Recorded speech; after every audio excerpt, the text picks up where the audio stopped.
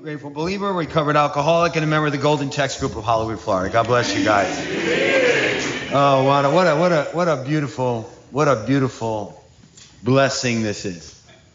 You know, to see old faces, to see some new faces, to be back here in Boca, and just when you're in this thing, if you just came here, hold on, hang on. Right, because it just gets good, and then it gets great, and then it sucks, and then it gets good, and it gets great, and then sometimes you go to jail, right? Sometimes you go to jail, and you come out, right? You come out. James is picking up 5 years. James is here. James is on the meeting. James is on the meeting. Oh yeah. He's gonna pick up 5 years. What's up, James? James is the reason I'm here. James is the reason I'm here. James is the reason. James the Jew is the reason I'm here. I just love him. And is he going to be in person? Is he going to be in person? Not yet. He's conducting meetings inside there. I just did a meeting for him. Listen, wherever you go, you bring God. There's a meeting. You're going to change somebody. We just had a meeting with Rashid in the Uber just now. We just had a meeting with Rashid. Our car broke down. My car broke down on the way here in Deerfield, overheated. We pulled over, we prayed to the Lord, said, Lord, because we were in the lane that has, the fast lane that you can't get over lane. And I said, and the engine could have seized because the car started to smoke. But we were like miles away from getting off the exit. And we just, Maddie and I and the boys, we just said, dear Lord, please get us off and have the engine not seize. We pulled into Deerfield in the Brands Mart shopping center or Brands Mart store. We called the Uber and we got to meet Rashid. But that's not the funny part. There's no funny part. I want to just tell you how amazing God is. And so we just start praying with Rashid. And Rashid goes, I used to go to church in Boca. And he said, I used to go to Ebenezer Church. I was in foster care. And we said, Rashid, are you a believer? And he said, I am. I said, you know what, Rashid? The destination is not as important as the journey. I said, we were supposed to break down tonight. We were supposed to get into your Uber. One of the guys I was with was very generous and blessed him financially. Then we blessed him with a prayer. We showed him what men of God do. He left on fire. We left on fire. I love Rashid. When you're in this fellowship of the Spirit, look for the next opportunity to spread our message. Amen. We weren't panicked. We weren't freaked out. And there's smoke billowing out of my car. and we were a couple minutes late. We could have been hours late. It could have been awful. But when you're in the fellowship of the Spirit, you know that God has a plan and a purpose. And right now, Rashid is not going to forget us, and we're not going to forget Rashid. And now you heard the story. And did I know that I was going to be in Alcoholics Anonymous when I was 12 years old, 13 years old in Long Island, New York? And did I think that this was the place I would want? Of course not.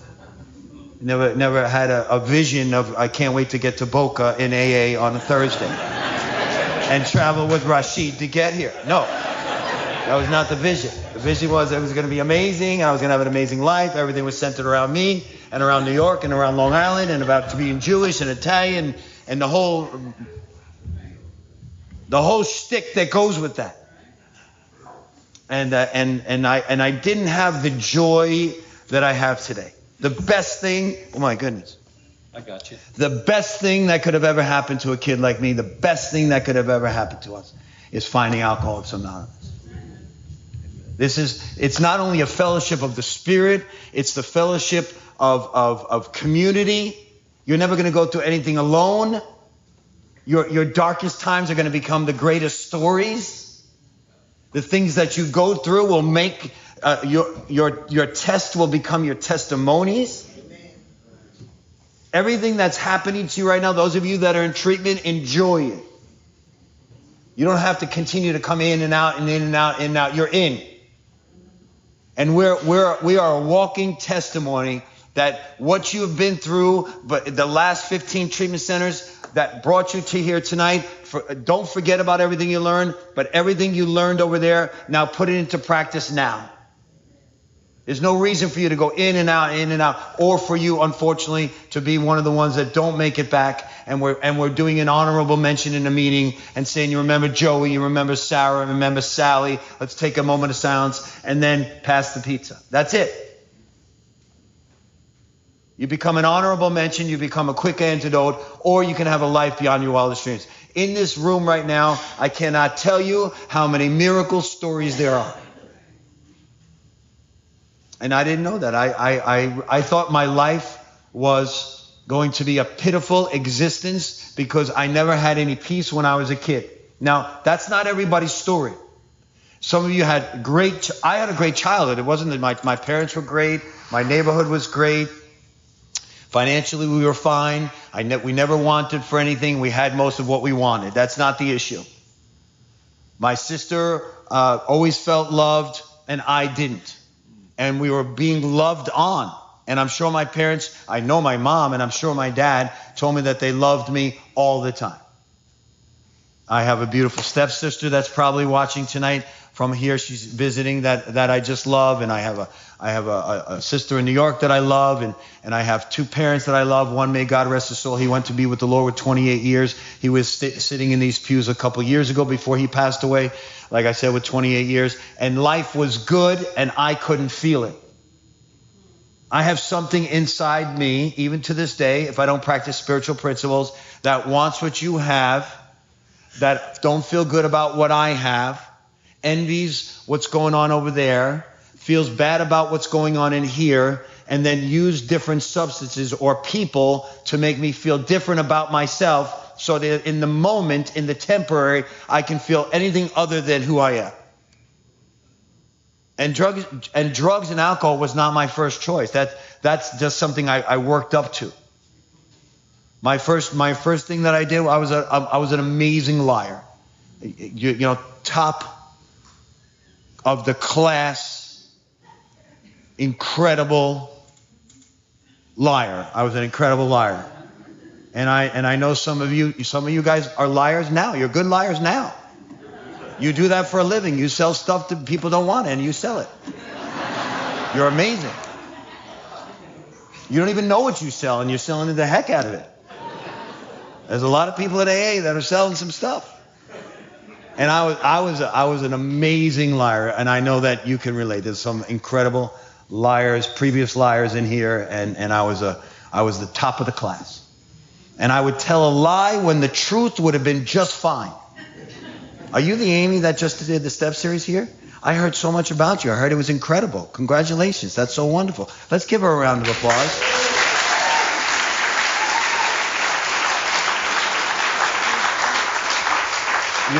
You're 6 years sober, what I was told. And everyone was raving about it. What an amazing gift to have at 6 years sober, that you could command a room like this and everybody wanted to come back. That's a real blessing. You know, only in Alcoholics Anonymous says God uses the gifts that we have, or the gifts that he gives us. I'm not saying only in Alcoholics Anonymous, of course not. But what a blessing in Alcoholics Anonymous that he either gives us gifts and he uses them, or gives us new gifts and uses them, and we can. And I was hearing your name for 12 weeks, just over and over and over again. That's what a blessing. And so I'm in Long Island, and all the kids on my block, they seem like they got the inside scoop. Like everything is fine with them. They're playing basketball effortlessly, football effortlessly. Everything they're doing seems like effortless. And everything I did was a lot of work. Every time I walked over to the playground, I felt less than. Everybody in my neighborhood had big brothers. The whole neighborhood. And in Long Island, I'm sure it's the same in a lot of the Northeast, it's all blocks. And everything's separated by blocks. And the people on your block are your crew. And if you have big brothers, now you have a built-in team and you have built-in backup. And I had a chubby sister. You get no backup for a chubby sister. So I'm walking to the playground with my little chubby sister, and she's got a little chubby hand, and you got no backup. And so I immediately, when I see you guys swishing and dunking and hitting and catching, I immediately say to myself, it's because I don't know how to play. I don't have any backup. And I immediately feel less than. And I immediately feel like if I had big brothers, of course it would be easy for me, just like it is for you. And I immediately start putting that separation. And we could do it today. We could do it in AA. We could do it at our jobs. I immediately start putting separation of my mind into place in areas where there could have been a communion. Instead, now I have a separation. And then I'm like 12 years old, and I'm going to and I'm already committing crimes. I want to just share with you because I hear some of your stories. You're amazing. You're athletes. You got scholarships. I did crimes. You know, it's different. I'm already robbing from the school. Lloyd understands. I had different things going on, right? I had little criminal behaviors. I was already stealing stuff. I was already stealing the books of the teacher instead of studying. Like when studying would have been just fine. I come up with this unbelievable plan to break into the school at night with a ladder and have to undo the window during the day and you know and traverse the roof and get the book and then destroy the book, and then the next day when the teacher comes in, she says, I don't know what happened to the book, and everyone starts off fresh again in the class. That was my genius plan when it was just like a spelling test.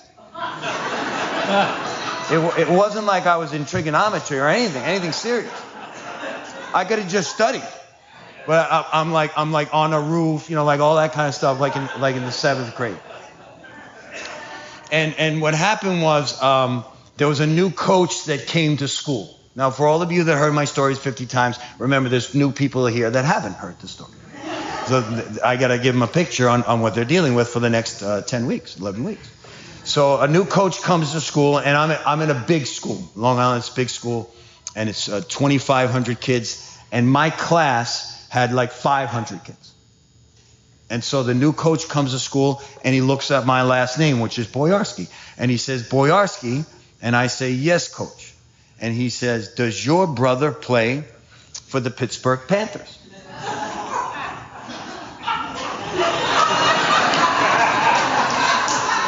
Yes, he does. Yes, he does. Yes, he does. Brian, you know what I mean. You're a teacher. You get it. Like my whole life was about to change. I mean, this coach just asked me if my brother plays for the Of course he plays for the Pittsburgh Panthers. So then he asked me again, your brother's Jerry Boyarsky? And I go, and all my friends who know that I have a stepbrother that's a plumber from Massachusetts, they all look at me, and right there I go, yes, he does. And I didn't know who the Panthers were. To this day, I still don't know who the Panthers are. And I was taking that story, and I was going to live it. And so I backed it up with jerseys and clippings. And eventually, Jerry Boyarsky got drafted into the NFL. And that was an incredible day.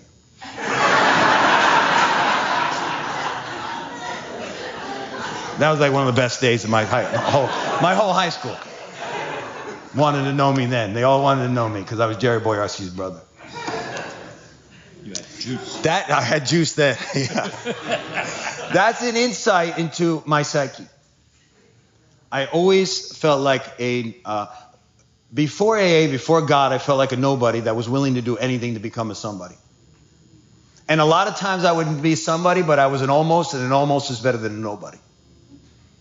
I want you to just receive what I just said. If you have what I have, you're not just going to put down alcohol because you have some consequences. Alcohol makes us feel like not just a somebody, we feel like the guy. Like I dance, you know, all the things, everything that we know about, dance better, taller, both eyes looked in the same direction, everything that you guys have. I had everything that I ever wanted in one drink like that. The girl that was the most beautiful girl in the school then became, I could speak to her. All my inhibitions in terms of wanting to be the toughest kid on the block, I became. I could fight better. I could dance better. I was better looking. Everything that we know what alcohol does. But for us, we at least for me, I don't have control over the second one of those. And the philosophy of an alcoholic is that if one works like that, can you imagine how great two works? And the moment two comes down, we know exactly where to come back to the two, and then you know, the party starts now, right now. And then if you're an end-or, like a lot of us in here, because we have pure alcoholics in here, and I give you guys a lot of respect. You guys, you found your drug of choice, right, Linda? You found your drug of choice. You love alcohol. You stayed with alcohol. Alcohol was your master. You didn't veer off. You didn't cheat on alcohol. And I give you guys mad props. I cheated on no matter what was in me. If you said to me, would you like to try this other substance? I'm like, of course. I never asked what type of situation. I never went into your medicine cabinet and looked at the label before I took the entire bottle. What would be the point of that? I was taking it regardless. If it had an orange label on the side of your medicine cabinet and you had "do not take with alcohol," that's gone. Am I right, Frankie? We don't wait to find out. Oh, let me check the EMR. Let me check to find out what this is going to do to me. No, if it looked like it was going to get me zooted, I did it. Because I didn't feel good about me. And what was the most readily accessible substance was alcohol. Alcohol is the common denominator for most of us. And this is Alcoholics Anonymous. And it's gonna stay an Alcoholics Anonymous message. But I want you to know that I'm a real alcoholic, but I'm definitely not a pure alcoholic. I never was a pure alcoholic. I didn't start out a pure alcoholic. I'm not a pure alcoholic now. I'm a real alcoholic. And I still, to this day, have to remind myself that I'm an alcoholic. Because what will happen if I'm not in fit spiritual condition, I know I can't smoke crack. I mean, that's obvious. Okay, and there's, you know, like you smoke crack and go to church. You know, those two things don't go together. But I still have this fantasy of being able to have a drink with upstanding people and not going to jail, right? Not going to jail. I still believe that possibly could happen, right, Maria? We have that because we know nice people that are able to have a drink and they keep their clothes on and they go to work. And I still would like that. I would like to do that, except every time that happens to me, I lose my clothes, my car, my job, my place of, and then I wind up with people that I'm not related to, and I live with them. So it hasn't really worked out for me. So I'm 12 years old, and the toughest kid in my neighborhood. And so this will be the one time I tell you about my eye, what's going on with this. Just in case you think I'm looking at you over there, and then you think I'm looking at you over there, and you're like, why is he staring at me? I'm going to tell you why right now. So I'm 12 years old, and the toughest kid in my neighborhood, his name's Kevin. And he's tough. And I want to hang out with Kevin. But I don't believe that Kevin would want to hang out with me. I don't believe I have enough intrinsic worth that I could just go up to Kevin's house, ring the doorbell as we did in the old days, and say, would you like to come out and hang out with me? We used to say, would you like to play with me? You know, you don't say that now because it's got a whole different meaning now, and a lot of times you can go to jail. But back in the day, we would say that, would you like to play with me? And it was fine. Nobody judged you. And so,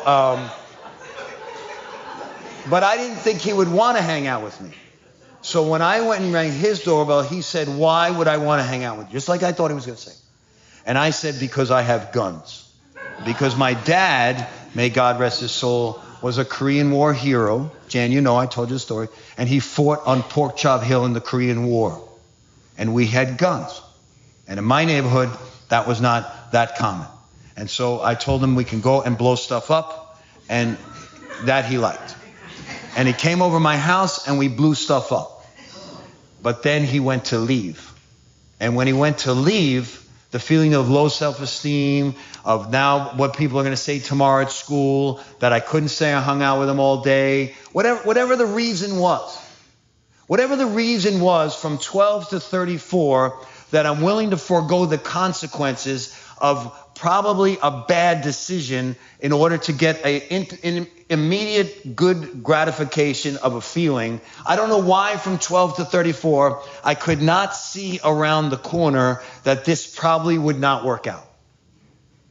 I'm talking about for a large portion of my life. Like, this is probably not going to work out. And I told him, well, you can shoot at me. And I gave him the gun. And I said, I'm going to move fast. And I didn't move that fast. And I lost my eye. And because of that, willing to do whatever it took for the immediate gratification of his company changed the course of my life. In a lot of different ways, Anyone that has any disabilities, you know, there's things that you go through that nobody can understand unless you go through the same thing. Now, Romans 8:28 says God works out all things for those that love him and are called according to his good purpose. And God has used that in my life. It's a funny story. I call myself the one-eyed pastor. People remember me. We have a funny thing. I say, I'm looking at you and you at the same time. It's all cute. But I'll tell you what. Every decision that we make has consequences. Good and bad. The decision, there's people in here right now you can't see because you're not looking around. There's people in here that have their headphones on and they're not listening. And that's a decision that they're making right now, not to hear a message that could possibly change the course of their next treatment center, if they make it. Or the course of how we got here tonight. It took a lot of work to put on this meeting. Michael and Jan, thank you so much. And David, of course, thank you so much. And Sheldon. It takes a lot of work to stay present in a meeting, to pay attention, because most of us have attention issues. But if we stay present, we may get a message from God in the meeting, and it's not about don't drink and go to meetings. You're not going to hear that. Don't drink and go to meetings. But that's not the message. The message is, in every opportunity in Alcoholics Anonymous, there's a Rashid that's waiting to meet you. Rashid's night, maybe his week, is different because of what just happened. And my night and my week, and hopefully the way that I look at things, are different because I met Rashid. And that all had to do with a car pulling over and smoke billowing out of the front of it, and not panicking, and knowing that God was in control. And how did I get there? From the kid that was laying in the hospital for an entire year as they tried to reconstruct my eye, and going through multiple surgeries, being one of the first people in the state of New York to get laser surgery. Before anyone was getting laser surgery, they tried to rebuild it, and they did, and it works. It doesn't work on my command, but it works. It just doesn't work the way that, I would prefer it to work. Like, let's look all in that direction. But they did the best they could, and during that year, I was served narcotics. Now, is that the reason I became a drug addict? Of course not. I'm sure there was many other children, because I was in a children's ward for a year in New York City, that I'm sure a lot of those kids got the same medication and they didn't have to go to Alcoholics Anonymous. It was also during that time, a couple of years later, that my dad took me to my first strip club when I was 13 years old, because he didn't know any better, and that's what guys did in New York City. We went to those places. Guys did that kind of stuff in Times Square, and my dad thought that's what guys should do. And a lot of those guys that were with us on that field trip, in that Cub Scout field trip, those guys didn't turn out to be peeping Toms. A lot of those guys. I turned out to be a peeping Tom. I'm a one-eyed peeping Tom. That's a lot of work. That's not something I would recommend. You need two eyes for that. You got to have one eye spotting if anybody's coming, and another eye to do the job. It's not a good profession. So that didn't make me a peeping Tom. The drugs that they fed me in the hospital at 12 and 13 didn't make me a drug addict. My grandfather having an open bar in the house didn't make me an alcoholic. None of those things. The soil was ripe for me to become all three. And the soil is ripe tonight for you to recover from anything that you've come in here for. I'm just going to mention, because there's a lot of newcomers here, and you guys may not have heard this, but we're going to get up to an amazing step called step 6 and 7. And that means that we're entirely ready to have God remove these defects of character. I want you to know that Alcoholics Anonymous is not just for alcohol and drugs. Alcoholics Anonymous is for every single defect of character that you have that's standing in the way of your usefulness to you and your fellows. It's that amazing. The power of God is that amazing. You're going to go from selfish, thinking about yourself all the time. What about me? What about my needs? How can I get this met? And you're going to be thinking about what you can do for the next person. And how that's going to happen is this process that we're going to do in the steps, and this process about us being willing to not have all the information. We don't have, Amy doesn't have all the information, Peter M doesn't have all the information, I don't have all the information, but together we have all the information that we're going to need, because God is constantly disclosing to us and to our fellows what we need to do for the day. And this is the 3rd of April, 2025, and this is the only day with this date we're ever going to have. So what is the information that you received already today?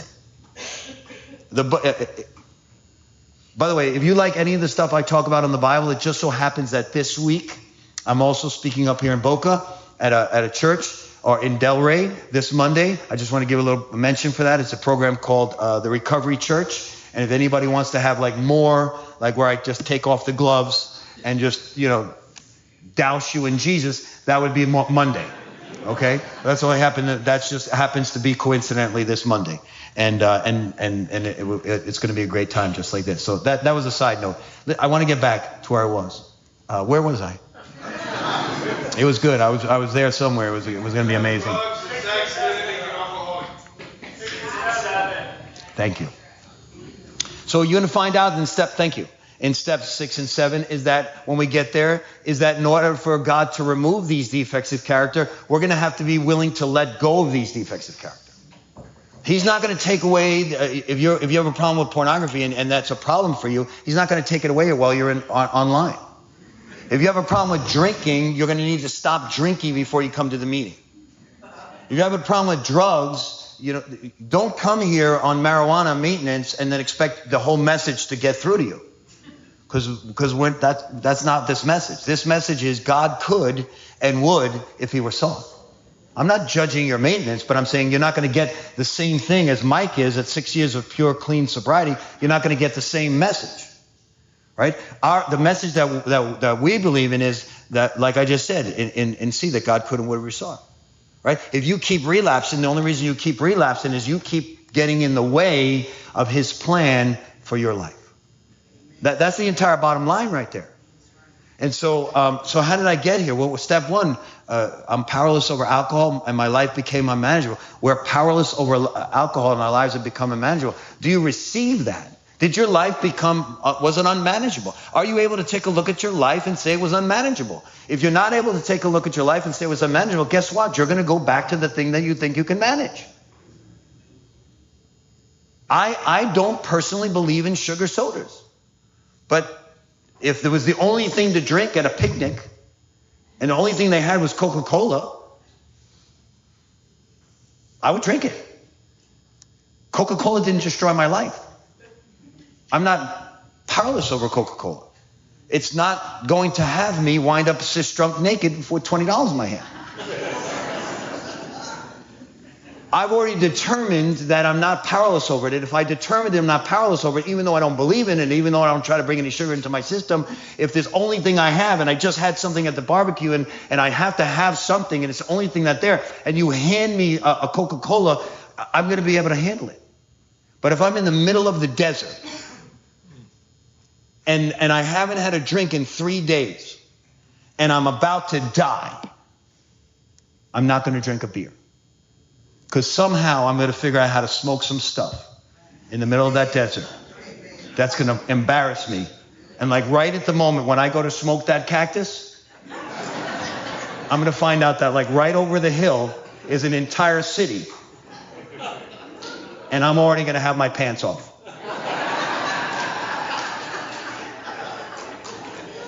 And no one's going to buy the story that I didn't see the city. That's how powerless I am over alcohol. I know that I'm powerless to my very core over alcohol in any form. And when you get that, when you really truly get that and you can digest that, then your life becomes free. The word says that the truth will set us free. And that truth will set you free. Now, will that truth keep you sober one day at a time for the rest of your life? Absolutely not. Because at 2 o'clock in the morning, our defects of character come back and then we come all powerful again. We forgot that what happened. We forgot the jail sentence. We forgot the family we destroyed. We forgot the broken promises. We forget the children that we've harmed. We forget all of it. And the only thing we can remember is that we're thirsty. And that's why we're going to talk about the steps. Because the knowledge of your last drink will not keep you permanently sober. It's a great part of the story. It helps you remember you're powerless, but the only way you stay powerless is constant vigilant work in the program. Isn't that amazing? Your last drink will lose its power. We have people like Lloyd over 35 years. We have people in the back that's 45 years. Trust me, they're not thinking about their last drink. Your last drink will lose its power after a time. As a matter of fact, most of our last drinks wasn't even our bottom. It was a bottom, but it wasn't the bottom. Your bottom is the bottom you pick today. Guys that are here from the treatment centers, and if there's anybody here that's new and you're just in your next treatment center because you don't know what to do, I'm telling you, this could be the last treatment center you ever go to. You don't have to continue to do the shuffle. The shuffle could be over tonight. You could go back to your house, back to your room, back to your bed, get on the side of your bed and say, listen, God, I don't know what's going on. I know that I'm powerless. I don't know how to stay away from it. And I ask you to take it from me. We all did this. We did this because someone like Bob told us to do it. We went back. We heard that Dr. Bob did it. We heard that Bill W. did it. We heard that Dr. Bob did it with his daughter. They did it in front of Ann's bed in the house. We heard about it. We heard about getting on our knees. It wasn't like we were all faithful people. Most of us in here were faithless. The only thing we believed in was getting high and getting drunk and ourselves. And then someone told us if you get on the side of a bed and you ask God to come into your life and you ask him to keep you clean and sober, you're going to get one day sober. And it happened. It happened. And the only reason it's not happening for you is because you still have a reservation that this won't work. But I'm telling you, if you put away the reservation, it will work for you. Every relapse that you ever had got you to here. James Friedman that's on the meeting tonight, yeah, he took a different, and this is not a joke. This is not a joke at all. He started this meeting. He's the founder of many meetings in Boca, in Coral Springs, at different Jewish places, Chabad's, and then he forgot. And I'm talking right in front of him. Trust me, he could kill me in person. When you see him, he's huge. But he forgot what he was. He forgot that he was an alcoholic. He forgot he was in recovery. And then one day, probably when he came home to his big house after doing his big job with his big girlfriend, he said, you know what? No, not that his girlfriend was big. I don't mean that. I'm saying his nice girlfriend. You know what he said? This is what he said. He said, I deserve a drink. And then that drink said, well, then you deserve crack. And then that crack told him to shoot people. At people. Thank God he didn't hit people. And you're going to meet him soon. This is a great guy that we almost lost, that almost died. And in the time he committed this crime, we've lost hundreds, if not thousands, in Boca and Broward and Miami and the Palm Beaches because they didn't make it back. Why? The simple fact that you cannot admit you're powerless today. It's a one day at a time program.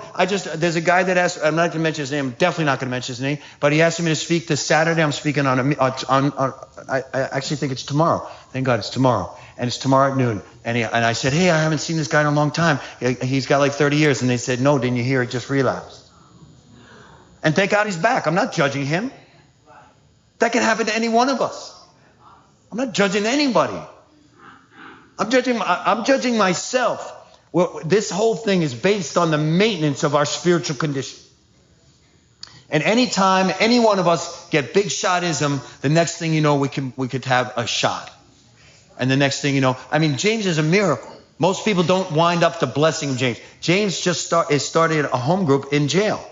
And I just spoke at one of those, and some of you guys probably have. And he's doing the deal, right, Shannon? He's doing the deal. But how many people have we lost because they're not willing to say, I'm powerless. Hi, my name is Stevie B, and I'm powerless over the disease of addiction. My life became unmanageable. But there is one that can heal all that. His name is God. He's got a first name. You don't have to call him the higher power. I have a higher power. That's my wife. She tells me what to do. I have the highest power. I go right over my wife's head. Just like Pat has with Shannon. That's our higher powers. But then we have the highest power. And that one is God. May you find him now. And once you find that power, can you give God a round of applause?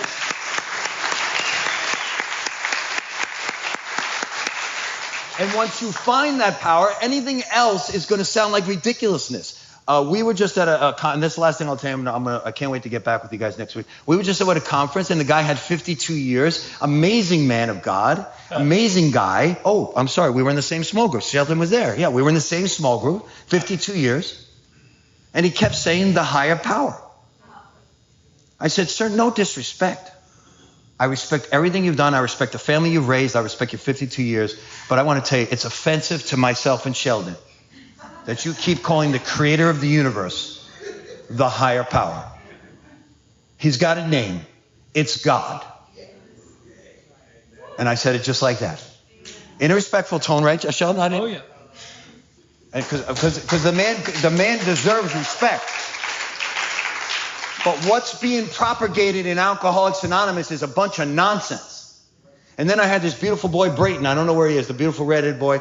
And he went and he Googled, because that's what they do. And they Googled how many times it says higher power in the first 164 pages, and it's twice. And how many times it mentions God in the first 164 pages, and I think you said 270, 185, 187, 187. 187 times God, and twice higher power. And what are we worried about offending? Who are we worried about offending? We should be worried about offending the Lord. That's the only one we should be offending. Woo! Don't worry about offending Johnny One Eye or Sally Two Smokes. You should be worried about offending Hashem, God, Adonai, the big boss. He's the one that gave us the 12 steps. What do you think? It came from Bill W. and Dr. Bob, two Shanuls on a bar stool? No, it came from the Creator, God Almighty. He has a name. May you find him now. I'll see you guys next week.